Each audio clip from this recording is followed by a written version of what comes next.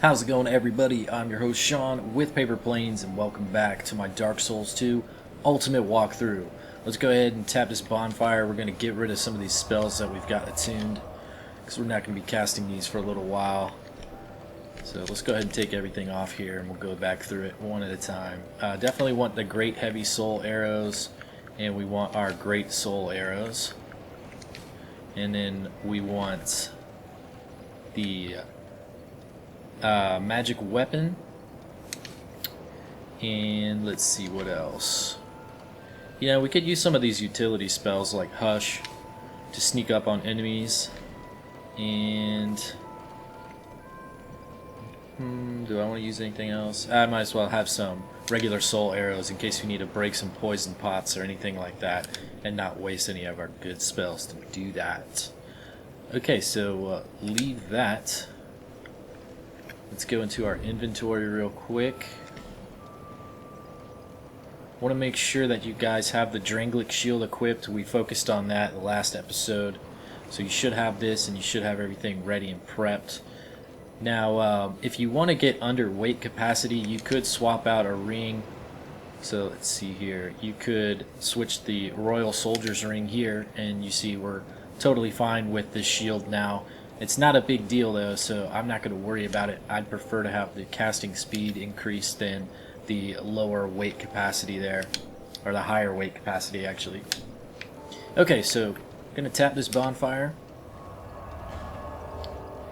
and we're going to go to the Huntsman's Copse and the Bridge Approach bonfire.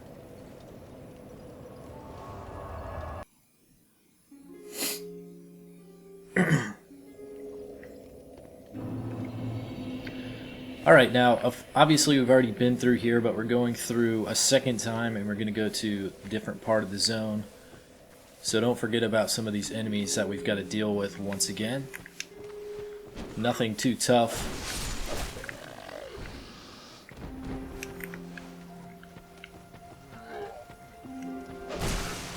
That's the best attack ever.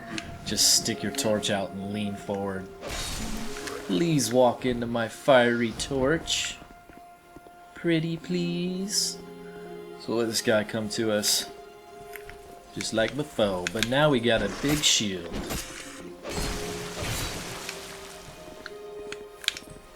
Come on, buddy.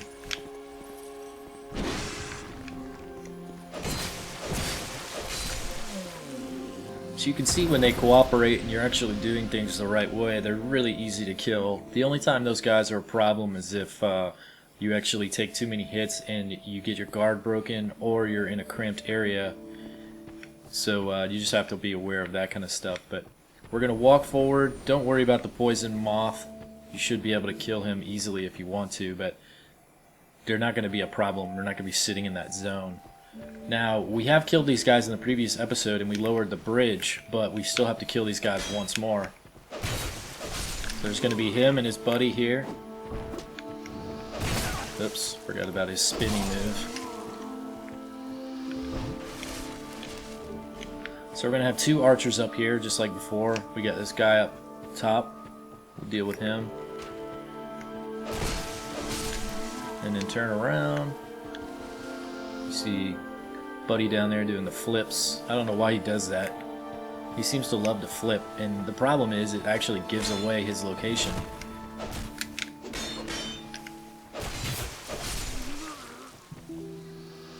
So you can see already it's really nice to have this shield because we can just stick it up and not take any physical damage. So it's really convenient to have this.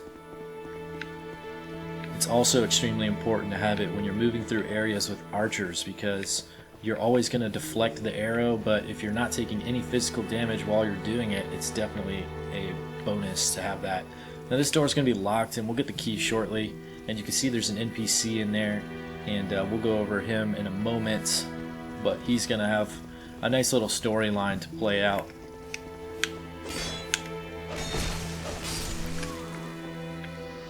Okay, so we're going to drag this next enemy, let him follow you, because there's an archer there behind him, and you don't want to get hit with an arrow while you're in mid-swing. I love how this guy's dead. Some of these people die, or some of these enemies die in the funniest positions. Like, how is that happening? Alright, so hold your shield up and move forward. You'll see that arrow coming down range. Now there's a guy to the left as well, so you can come after him if you want. Once you know that you're only having to deal with him and that single archer, it's okay to take a little bit of damage. Can't really hurt too much.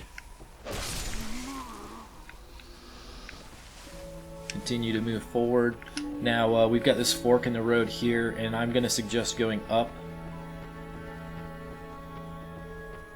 And when we get to the top of the hill, we're just going to stop right here. And you can see off in the distance, we've got a crystal lizard. And then very well hidden is a rogue right there in the center of the screen. You can see him kind of bobbing up and down a little bit. He's got a really good hiding spot, especially when you're focused in on that item and that crystal lizard. It's going to be difficult to hit that crystal lizard. You'll get him the first time, but he's going to move, and it's really tough to kill this guy, especially when the other rogue's in the area, so you can't just like rush out there and swing at him without getting ambushed by them as well. So we're going to try to hit him with our spell, but it's probably going to fail, and that's okay. You can always come back and kill the crystal lizard whenever you need to.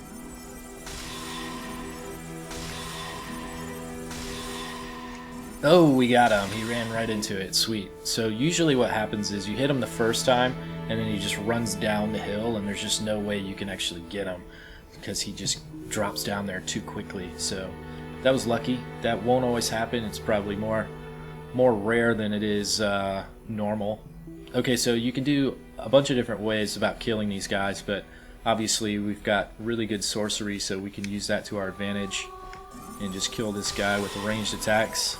You can see he only takes one hit, and then we can step back a little bit, and the other one's going to come running at us. Up close and personal. And now we've got a archer that's going to be around the corner to the right, and he just kind of walks around just to get his sight line on us.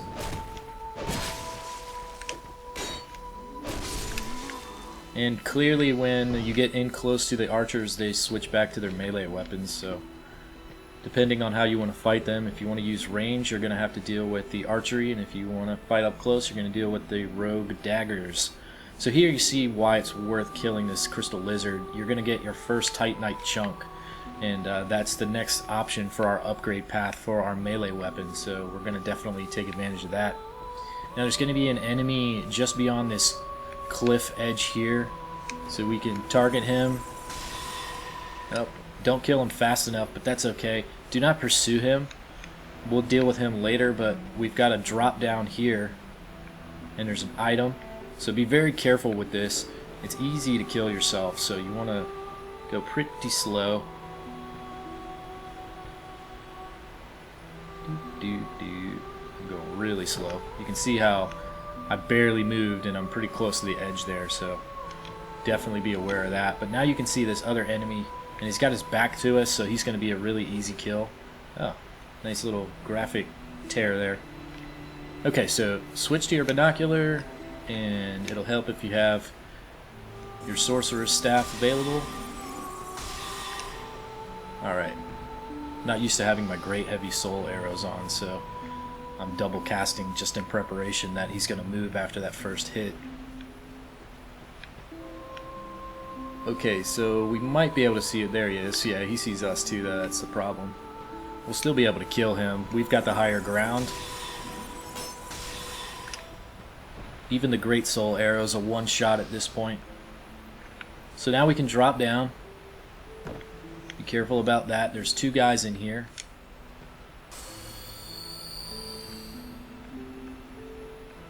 So shield up and let this guy see you, and he'll come out.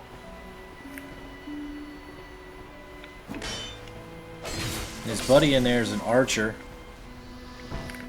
So you can see he kind of changed his position and then switched to his melee weapons. Now we can loot this corpse. And there is the key that's going to get us to the bonfire. So if you're worried about dying at this point, you can go ahead and return to the bonfire. And I'm not going to do that though, because I want to continue on this path and complete this whole area before we head back to the bonfire, because it's really not too dangerous here. But still hold your shield up just as you move through here, just in case you haven't aggroed that previous archer. He might be hiding around there. And now we get to deal with this evil NPC. And the good thing about this, the invaders, they usually have really low, I didn't mean to roll. They usually have really low poise, or really low stability, so you can actually get them off balance really easily, especially the cloth-wearing armor sets. So, as you can see there, just one hit with the melee item puts them in a stun-like trance immediately. So you don't have to worry about your defenses too much. As long as you're the first one to hit, you're going to do all the damage there. So, obviously the way to fight that enemy is to just rush Zerg attack. So continue moving along here. Don't go in the fog gate just yet. This boss fight should be easy enough, especially once I tell you how to go about it. But we don't need to do that just yet, and we want to tap the bonfire before we fight it, just in case. So, there's going to be some skeletons in here, and then there's a Necromancer to the left, but the Necromancer is kind of sitting on its own little island. And unfortunately, the island is surrounded by a pitfall, which you will die if you fail to make the leap. So I'm going to suggest to you that you use sorcery to kill the Necromancer. However, you can successfully jump onto the platform that he's on, but I'm not going to do it. I do it every once in a while in my playthroughs, but I'm not going to suggest it in a video because it's more difficult than it is necessary. But what you want to do is kill the skeletons first. Even though the Necromancer can resurrect them, he's typically not going to do it because he has a sight line on you and he can cast his sorceries at you, so he'll be busy attacking you and more or less not caring about the fact that the skeletons are getting killed. So once the skeletons are dead, then you can switch to your Sorcerer's Catalyst and start attacking with range at the Necromancer and deal with him that way. So hopefully that's how it plays out, and that's typically the standard way to go about it. So we're going to go ahead and get the attention and let these guys come to us. What you can even do is drag them back even further. Whoops. I knew I fucked that up.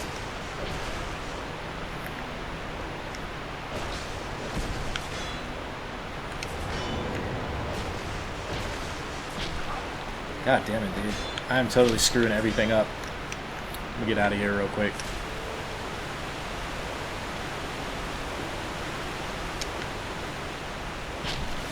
Nice archer. That little bastard. You can bring them back here, so when you kill them, they're not that close to you when you go in there and deal with the Necromancer. Alright, so now we can go in here and fight the Necro.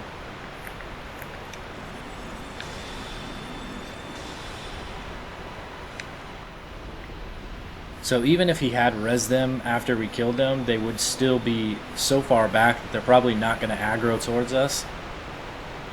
And that's probably the better way to do it. Obviously, not so shitty as how I started off with it. But you can see what I'm talking about. This jump here, the problem is it's really easy to overshoot it. And if you make the jump and the Necromancer hits you with one of his sorceries while you're in mid-air, it's gonna make you stop your jump and you'll fall to your death. So it's just a bad combination. So loot this here. Flip this lever.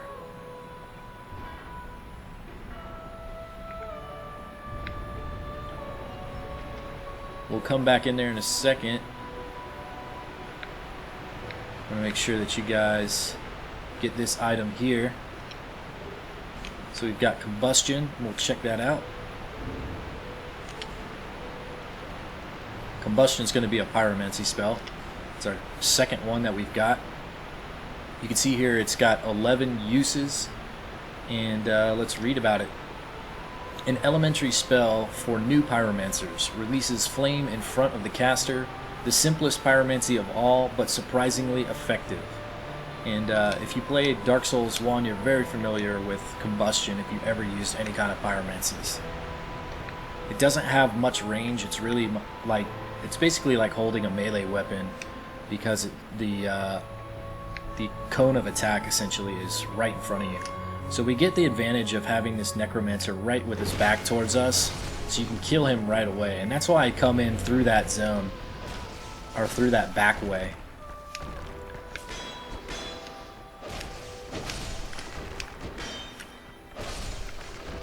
Alright, so you know that the skeletons are dead when their souls come into your body, so you don't have to worry about them resurrecting. And that was the last Necromancer in these caves. Those pots there, if you don't destroy the laughing pot that lets out the curse smoke, it'll damage you over time and you'll get that curse effect, and nobody likes having the curse effect. Fuck the curse. So you've got a fork in the road here, and you can go one of two ways. We'll go to the right real quick.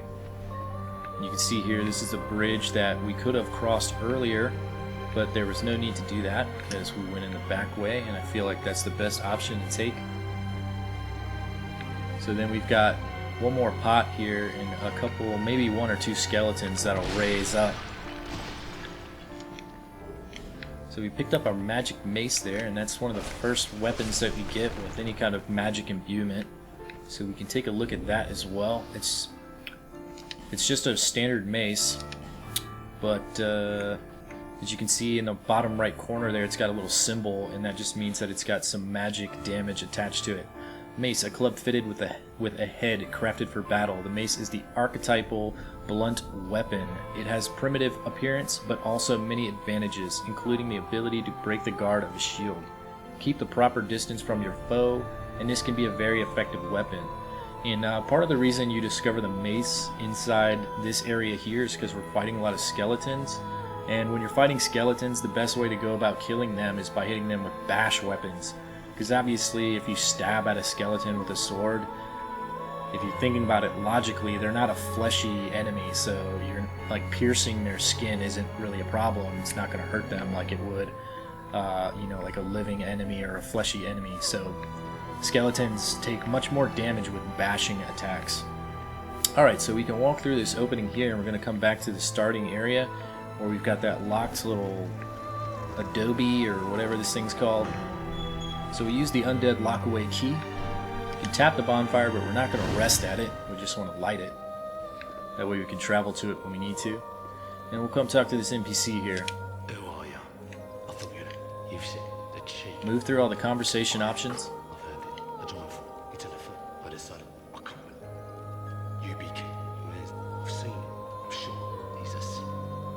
Okay, so if you ever listened to Pate's conversation when you first met him, that's the guy who's sitting in front of the little trap area in the Forest of Fallen Giants, where you've got the gate that closes after he warns you about it, and then he gives you the white sign soapstone. That's the mild-mannered Pate. And mild-mannered Pate told you about a fellow that he came across during his journeys that wanted to go into this area before him and then got trapped, and now he has his ring. So when you talk to this guy, he tells you a different side of that story, and they're both kind of they're both basically at ends with each other, but this guy sounds way more malicious than Pate does, or he sounds like he's got a vendetta to take out. So Pate, you never know if Pate's like really a deceptive kind of character, or if this guy is, and you basically come to a crossroads later on in the game where you decide who you're going to back in this kind of quarrel. So it's important to listen to his story and decide for yourself who you want to deal with, and we'll go over that when it comes to that point in the game. But it is important to just listen to what everybody's saying. Don't just skip through their conversation just because I am. I do it for the sake of the speed of the video, because I already talk enough. Oh yeah, so we're ready to do the boss fight, so we're not going to have to fight any more of those enemies. Now, if you do die during the boss fight, I'm going to suggest running through here, because the skeletons take so long to basically rise up, and you can just pretty much just sprint through this area. Now keep in mind, there are plenty of gaps in here. They're not little holes or anything like that, so if you stay on the main path, you're going to be totally fine. But there are holes like this where you want to be careful of, so don't just like run around blindly. But there is enough light thanks to the already lit torches. Hey buddy, I didn't know that guy was still there. But okay, so that was a perfect example of what I said. If we drag the skeletons out there and the Necromancer does resurrect them, they're so far out that they're not going to aggro you, and that's essentially what happened. That guy just lost track of us because we were so far in there. Okay, so There's going to be 3 skeletons in here that we have to fight, and each time you kill a skeleton, they're going to bring up 4 minions. The minions don't come up during the fight until you kill one of the skeletons. Now there's a different type of minion that appears each time you kill a specific one of the skeletons, and without going into too much information, I'm just going to tell you which order I want you to kill the skeletons in. So first off, we're going to kill the skeleton on the far left, and he's holding a scythe. Then we're going to kill the skeleton holding the halberd, and then we're going to kill the skeleton holding the staff. And the reason we're killing the staff skeleton last is because he spawns skeleton bone wheels, and those guys are a pain in the ass to deal with, so we want to be able to kill them as quickly as possible and not have any other distractions going on. So once we kill the final skeleton, we'll have free range to kill those skeleton wheels once they're raising up. And the great thing about each time you kill one of the main skeleton bosses is that the enemies spawn where you killed them, so you know where they're going to spawn, and they kind of spawn at a slightly staggered release. So it's not just like instantly 4 enemies appear, but you know, maybe like 1 every other second basically come up from the ground. So you have a good opportunity to kill usually 2 of them before they can even swing their sword or engage you in any kind of combat. However, you still have 1 or 2 of the other main skeletons left, depending on how many you've killed at that point. Now they're really weak, so it's easy to kill them, and there are these columns in the area where you can use to basically choke off the enemy and hide yourself from some of the ranged attacks or separate the skeletons from one another. So you'll see me do that. So when we go through the fog gate, I'm going to immediately run to the left and try to kill the scythe wielding skeleton as quickly as possible. Okay, so dual wield your sword, and then we're going to run straight to him. Shit. Alright. Let's get out of here. Get on the other side of this pillar. Just circle it for a second. Get 2 kills on these guys, and then run over here, and the other 2 will follow. Now you can do your sorcery, of course, but you want to kill these guys first, and they're actually going to chase you around, so it's really easy to get them. Alright, now we'll separate ourselves from that sorcerer.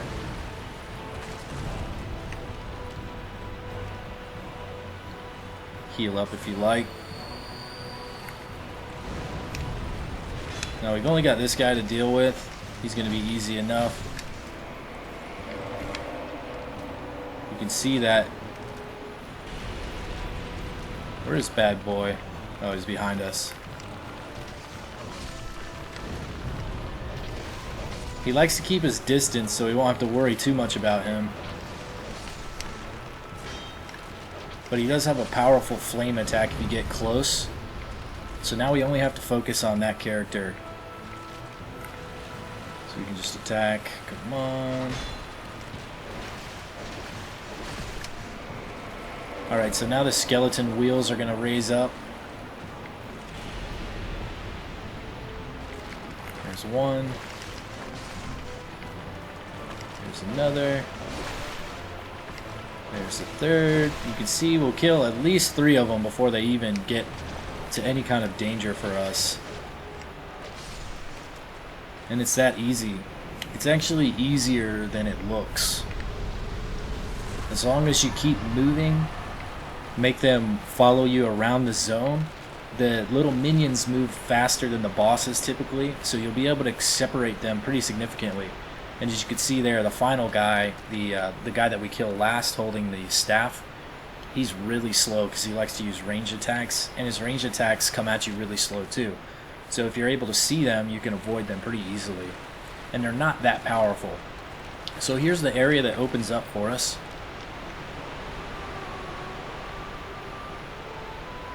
Just keep running through here, and we're going to open up we're not going to open up this bridge, we're going to lower the bridge by pulling on the lever.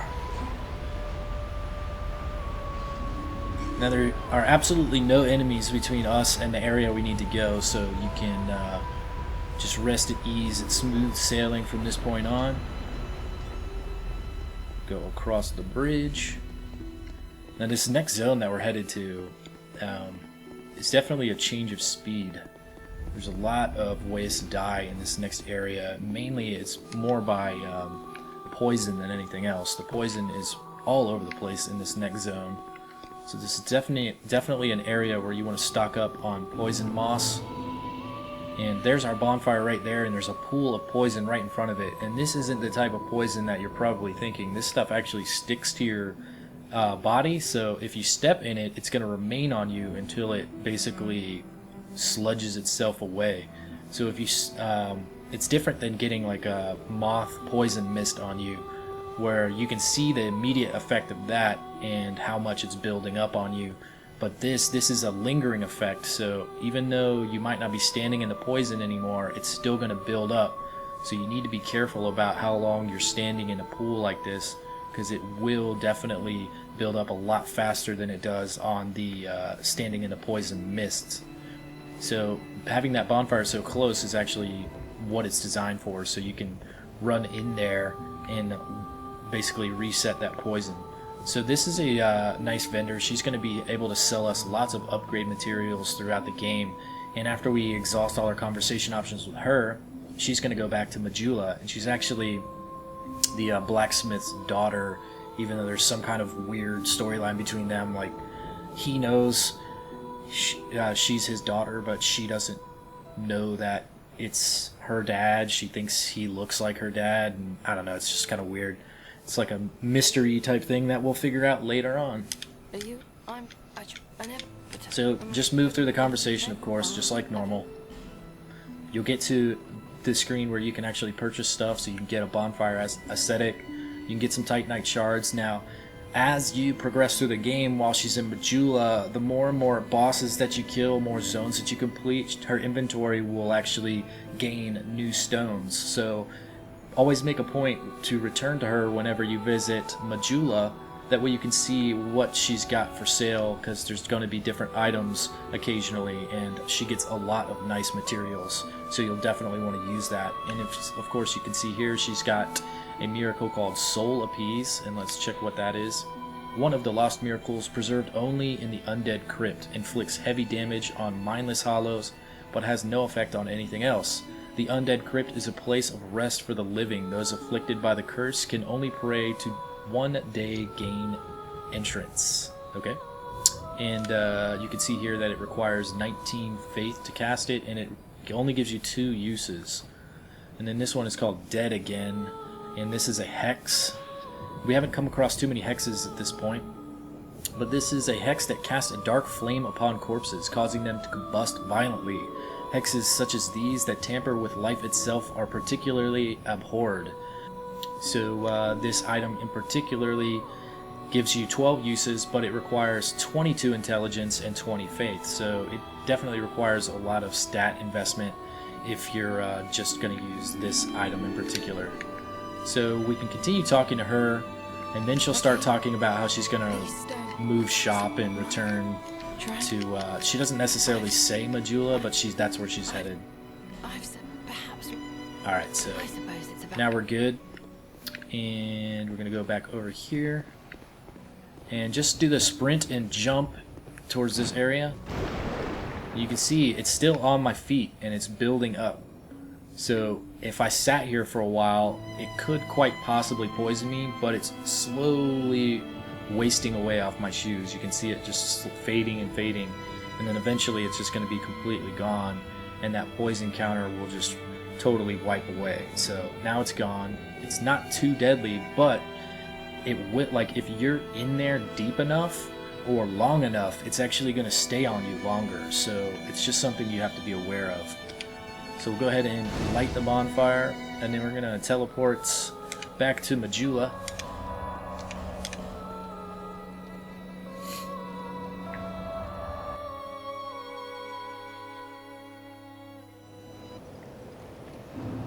And you can see now she is back here. Go ahead and talk to her. Speak. and you still have the same menu. And like I said, each time you come back to Majula after you've done a new zone or fought a new boss, check her inventory. She might have some stuff that you need. So the upgrade materials are very much appreciated. Now also, you'll start to have new dialogue. As each character shows up in Majula, you'll want to start talking to the NPCs that you've spoke with previously. They'll have new things to say to you. And also, because we killed that invading NPC, we might have a little upgrade for our covenant. So let's check it out. So our devotion to your covenant has deepened and you gained a rank. And that's because you can see here that our covenant ranking increases based off of defeating invaders. And they don't have to be human invaders, they can be NPCs. So it doesn't have to be like some guy playing in his house and he's playing online and he invades your world and you defeat him. That does help, but this also works in your favor as well. So if you're playing on you're playing Dark Souls 2 but you're playing it offline, this is one way you can increase your covenant ranking. I will always be here. So he's also going to give us the blood bite ring because of that, and that's the reward for increasing your status with this covenant. And let's take a look at the blood bite ring real quick. There it is. It increases bleed resistance. It's pretty simple. One of several bite rings known for their peculiar design increases bleeding resistance. The similar, oddly disturbing design of these rings suggests a common source. Whoever the master craftsman was, he clearly knew his trade. So there's going to be a lot of these bite rings that have different color stones in them, and typically the stone will represent what it's actually good for. So this one being red gives you a sense that it's blood. Okay, so we're not going to equip that ring. It's mainly beneficial if you're fighting a lot of enemies that inflict bleed even through shield damage and stuff like that. Now we can go back to the blacksmith and upgrade our sword because we did get one of those Titanite chunks. So we're going to go to reinforced weapon, go to our equipped item here, and you can see it just requires one Titanite chunk and 1500 souls. So now we're pretty close to starting to get some serious damage with this item.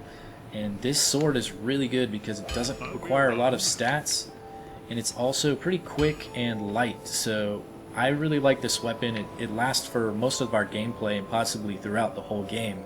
So it's good that you guys picked that up with me early on. Now we can level up here. And we're gonna go to level up, of course. And let's see what we got. So our strength and dexterity is right where we want it. Intelligence, everything looks good. We could continue to move up vitality. It's basically a question of, do I want to wear some heavier armor soon? Do I want to wield heavier weapons? The weapons, not necessarily the case. I'm more concerned about having the ability to equip heavier, bulkier armor. That way I can have much higher physical damage resistances. But it's not necessarily something that I care about too much right now. So it's like, I think endurance is probably the best bet here. Having more health is always a good thing, but being able to defend is basically, I look at stamina bar as the true health bar, because if you can hold your shield up and take more blocks without losing all your stamina, that is much more effective than having a couple more hit points in your health pool. Because as you see here, whenever we get hit by an actual real enemy, not just like some simple mob, they take a hell of a lot of our health pool. So endurance is really the key here. The point of the game is to not get hit, and by doing that we need to be able to dodge and block more often, and that's what endurance allows us to do. So we're going to focus on endurance before we focus on vigor. Sweet. Alright, so that's it for this episode, everybody. I appreciate you guys checking it out. Be sure to stay tuned for the next episode. It should be uploaded shortly. And as always, leave any comments or questions you have below. Click that like button if you thought this video was good, and subscribe to my channel if you haven't already. I'll see you guys next time. Peace out. Hey guys, thank you so much for visiting my channel. I know there's lots of awesome content on YouTube, and it really means a lot you chose to view my videos. I hope you enjoyed them and will join me on my other social media accounts. And of course, subscribe here to become a part of the Paper Planes YouTube community.